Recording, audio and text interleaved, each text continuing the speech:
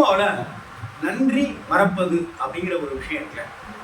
சும்மாட்டு இல்லை, இன்னைக்கு உலகத்திலேயே நன்றியை மறந்துடுறதெல்லாம் ரொம்ப சர்வசாதாரணமாயிடுச்சு. நன்றியா அப்படின்னா அப்படின்னு கேட்குற அளவுக்குலாம் இன்னைக்கு நம்ம காலம் அப்படி ஆயிடுச்சு. ஆனால் நன்றி மறக்காமல் இருக்கிறதுங்கிறது ஒன்று, காசுக்கு ஆசைப்படாமல் இருக்கிறதுங்கிறது ஒன்று, கொடுத்த வார்த்தை இருக்குல்ல சத்தியமா அப்படின்ற மாதிரிலாம் இல்லை, சும்மா சாதாரணமாக வார்த்தையாக சொல்றது இருக்குல்ல அதை நிறைவேற்றுவதற்கு தவிக்கிறதுங்கிறது ஒன்று. இதெல்லாம் சேர்ந்து நான் பாக்யராஜ் சாரை நான் பார்த்தேன். அப்படின்னா நான் கவனிக்கிறேன், பாக்யராஜ் சார் மாதிரி ஒரு திறமைசாலி டைரக்டரு, டைலாக் ரைட்டரு அப்படி இப்படிங்கிறதெல்லாமே நம்ம சாதிச்சுட்டோம்ல. அதை தாண்டி எனக்கு பாக்யராஜ் சார் பெரிய டைரக்டராக என்ன அதெல்லாம் விட்டுருங்க, பெரிய ஸ்கிரிப்ட் ரைட்டரா திரைக்கதை பண்ணனா அதெல்லாம் விட்டுருங்க. பாக்யராஜ் சார் மாதிரி ஒரு பண்பட்ட மனுஷன் சினிமாவில் பார்க்குறது ரொம்ப அதிகம். இதைத்தான் நான் ஃபீல் பண்ணேன். ஏன்னா அவரோட பேட்டி, அவரை நான் நிறையா பேசியிருக்கேன், அவர்கிட்ட ஃபோனில் பேசியிருக்கேன், நேரில் பேசியிருக்கேன், பேட்டி எடுக்கும்போது பேசியிருக்கேன், பேட்டியே இல்லாத சமயத்தில் பேசியிருக்கேன். பேசுகிற ஒவ்வொரு தருணங்களும் ஹானஸ்ட், நேர்மையாக இருக்கார், உண்மையாக இருக்கார் பாக்யராஜ் சார். அதனால தான் அந்த சர்க்கார் மாதிரி படத்துக்கெல்லாம் உண்மையை நிலைநிறுத்தியே ஆகணும்னு அவ்வளோ போராடி வெற்றி எடுத்தார். அதை விட்டு பாக்யராஜ் சார் சூரியநட்சத்திரம் எடுக்கிறார், முருகை பூசை எடுக்கிறார், மௌன கீதங்கள் படம் எடுக்கிறார். இந்த மௌன கீதங்கள் படம் எடுத்து முடிச்ச அதுக்கு முன்னாடி அந்த படம் நெருங்கிட்டு இருக்கிற அந்த சமயத்திலேயே அதற்கும் டைரக்டர் ஆகிறதுக்கு சூரியநட்சத்திரங்கள் படம் டைரக்டர் பண்ணுறதுக்கு முன்னாடியே அவர் ஒரு இது சொல்கிறார்.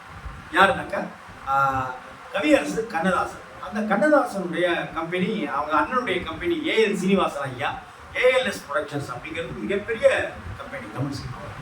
அந்த கம்பெனி ஏஎல்எஸ் ப்ரொடக்ஷன்ஸ், அந்த கம்பெனியில் ப்ரொடக்ஷன் சைடில் முக்கிய பொறுப்பாளராக வேலை பார்த்துருக்கிறவர் சிஎன் நாச்சியப்பன். அந்த சிஎன் நாச்சியப்பன் சாருக்கும் பாக்யராஜ் சாருக்கும் கதைக்கு சினிமா வாய்ப்பு தேடி போகிற சமயத்துலலாம் அவர் கூட பழக்கம் இருக்கிறது. அவங்க ரெண்டு பேரும் ஒன்றா போய் டிஃபன் சாப்பிட்றாங்க, ஒன்றா போய் டீ சாப்பிட்றாங்க. என்னுடைய கனவு என்ன சார், நான் இப்படிலாம் படம் பண்ணணும்னு ஆசைப்பட்றேன் அப்படி இப்படின்னு பாக்யராஜ் சார் சொல்லிகிட்டே வர்றாரு. அவரும் கண்டிப்பாங்க அப்படி இப்படின்னு சொல்லிகிட்டே இருக்காரு. நானும் படம் பண்ணணும் தான் ஆசைப்பட்டு இருக்கேன், ஒன்றும் கதைக்கு ஆகலை அப்படி இப்படின்னு அவரும் சொல்லி வருத்தப்பட்டுட்டே இருக்காரு. இப்படிப்பட்ட ஒரு சமயத்தில் ஒரு நாள் ரெண்டு பேரும் நெகிழ்ந்து போய் பேசிட்டு இருக்கும்போது பாக்யராஜ் சார் ஒரு டீ கடையில் அப்படி பேசிட்டு இருக்கும்போது சிஎன் நாச்சியப்பன் அவர்கிட்ட பாக்யராஜ் சார், சார் இன்னும் கவலைப்படாதீங்க சார், நான் மட்டும் படம் டைரக்ட் பண்ணி டைரக்டர் பாக்யராஜ் அப்படின்னு ஆனப்பாடு கண்டிப்பாக உங்களுக்கு நான் படம் பண்ணி தரேன் சார், நீங்கள் உங்களை ப்ரொடியூசர் ஆகிறேன் சார் அப்படின்னு பாக்யராஜ் சார் சிஎன் நாச்சியப்பன் சார்ட்ட சொல்கிறார். அதுக்கு பிறகு சூரியநட்சத்திரங்கள் படம் வந்து ஹிட், முருகை பூசை படம் வந்து சுமாரான வெற்றி, நல்ல பேர் அப்படின்னு கிடைக்குது. மௌன கீதங்களுக்கு உண்டான ஒர்க்கு போயிட்டே இருக்கு. கிட்டத்தட்ட மௌன கீதங்கள் படம் ரிலீஸ் ஆகிற தருணம் நெருங்கிட்டே இருக்கிற இந்த சமயத்தில் சிஎன் நாச்சியப்பன் சார் போட்டு வாங்க சார் அப்படின்னு சொல்கிறாரு. வந்த உடனே அவங்க அவருடைய ஸ்ரீடி கிரியேஷன்ஸ் சார்பாக பாக்யராஜ் சார் படம் எடுக்கிறதுக்கு முடிவு பண்ணுறாரு. அந்த படம் தான் அந்த எண்ணம்.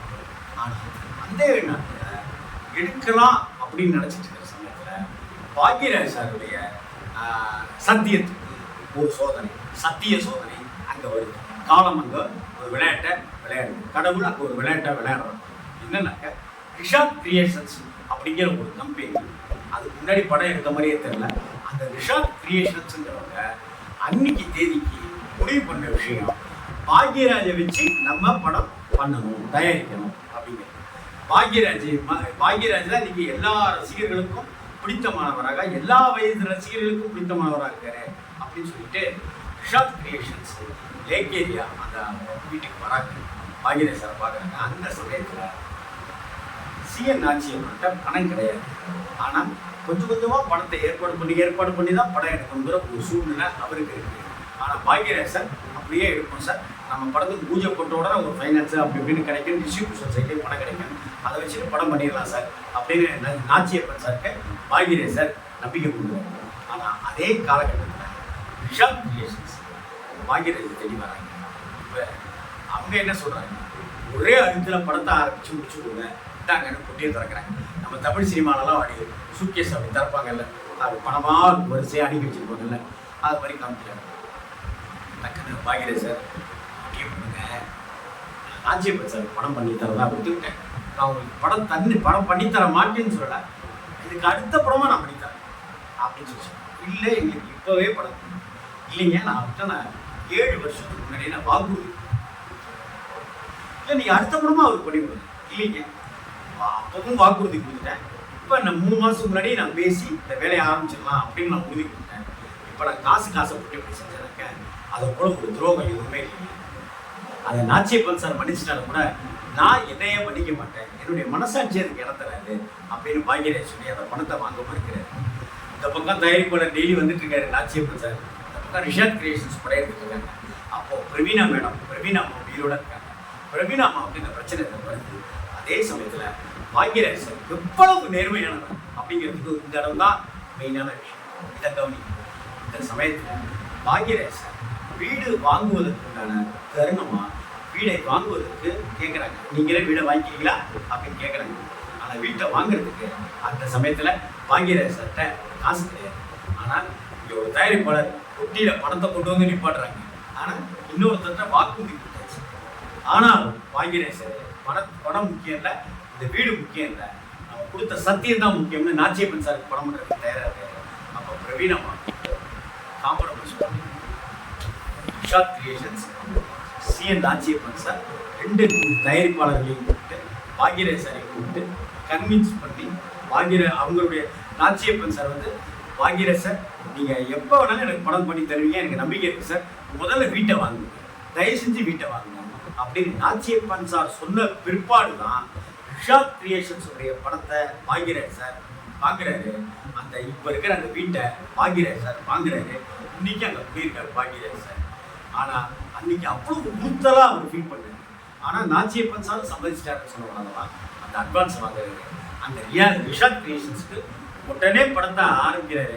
அதுக்கு அடுத்த 3வது நாள் பூஜை போடுறாங்க. அதுக்கு அடுத்த 25-28 நாளில் படத்தை முடிக்கிறாங்க. அதுக்கு அடுத்த 20 நாளில் படத்தை ரிலீஸ் பண்ணுறாங்க. அந்த படம் தான் இன்று போய் நாளை வா. ஸோ மௌன கீதங்களுக்கு அப்புறம் இன்று போய் நாளை வா. இன்று போய் நாளை வாவுக்கு அப்புறம் நடுவில் விடியும் வரை காத்திரு படம் ப்ராஜெக்டும் ஓடிக்கிட்டே இருக்கு தூயவன் சார். அதுவும் நன்றியின் பொருட்டு. நன்றியோட மறுபெயர் பாக்யராஜ், குரு பக்தியினுடைய மறுபெயர் பாக்யராஜ். அந்த தூயவன் சார் தேவர் பிலிம்ஸ் இலாக்காவில் இருந்த தூயவன் சாருக்காக விடிவரை காத்திரு படம் பண்றாரு. அதற்கு பிறகு அடுத்த கட்டமா அந்த நாட்கள் ஸ்கிரிப்ட் எடுக்கிறாரு Bhagyaraj sir. C N Nachiyappan sir படம் பண்றாரு. அந்த படம் ஏற்படுத்திய தாக்கம் இன்னமும் இருக்கு. அந்த படம் சில்வர் ஜூப்ளி படம், மிகப்பெரிய வெற்றி பெற்ற படம். இப்படித்தான் அந்த படத்துக்குள்ளார அவர் பண்ற அந்த சத்தியத்தின்படியும் சொன்ன வாக்குறுதியின்படியும் நேர்மையின்படியும் நடக்கணும்னு நினைச்ச பாக்யராஜ் சார் இன்னைக்கு இருக்கிற தயாரிப்பாளர்களாக இருக்கட்டும், நடிகர்களாக இருக்கட்டும், எல்லாருக்குமே ஆக சிறந்த ஒரு ரோல் மாடல். அவர் ஒரு ஸ்கிரிப்டில் ரோல் மாடல், கதை அமைக்கிறதுல ரோல் மாடல், டைரக்ட் பண்ணுறதுல ரோல் மாடல், அவரே மியூசிக் போட்டதுல ரோல் மாடல், அவரே அந்த கீச்சு குரலோடைய கண்ணாடியோடைய நடிச்சதுல ரோல் மாடல். அது மட்டும் இல்லை, நேர்மையாக இருக்கணும்னா பாக்யராஜ் சாரை ரோல் மாடலாக இன்னைக்கு இருக்கிற சினிமாக்காரங்க எடுத்து. பாக்யராஜ் சார் நீங்கள் கிரேட் சார்.